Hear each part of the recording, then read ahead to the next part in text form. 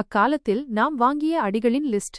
ஆனால் வாங்கின ஒவ்வொரு அடியும் எங்களை புடம்போட்ட தங்கமா மாத்துச்சு என்பதுதான் இங்க மேட்டர்.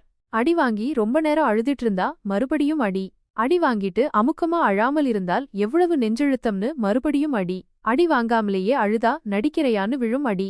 பெரியவங்க உட்கார்ந்திருக்கிற இடத்துல நின்னுட்டு இருந்தா அடி. பெரியவங்க நின்னுட்டு இருக்கும்போது உட்கார்ந்திட்டே இருந்தா அடி. பெரியவங்க உட்கார்ந்திருக்கும்போது குறுக்காலும் நெடுக்காலும் நடந்தா அடி.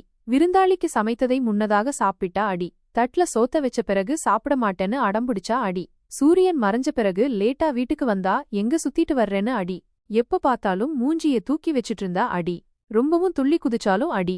சின்ன பசங்களோட சண்டை போட்டு ஜெயிச்சிட்டேன்னு கூவினா அடி. ரொம்பவும் மெதுவா சாப்பிட்டா அடி. அவசரமா அள்ளி போட்டு சாப்பிட்டாலும் அடி. காணாதது கண்டது போல கண்டமேனிக்கு சாப்பிட்டால் அடி. தட்ல போட்டதை முழுக்க சாப்பிடாம இருந்தால் அடி.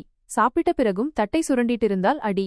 பேசிட்டே சாப்பிட்டா அடி. பெரியவங்க எழுந்த பிறகும் தூங்கிட்டு இருந்தா அடி. விருந்தாளிங்க சாப்பிடுவதை பார்த்தால் அடி.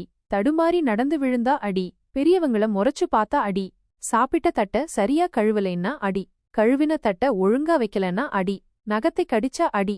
குளிக்காட்டி ஒரே அடி.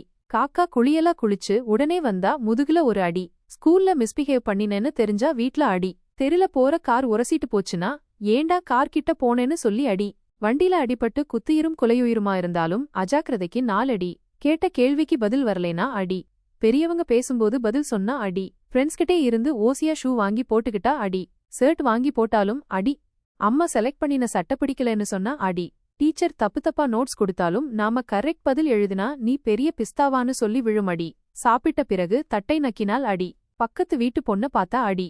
இன்னிக்கு பசங்களுக்கு இதெல்லாம் தெரியாது.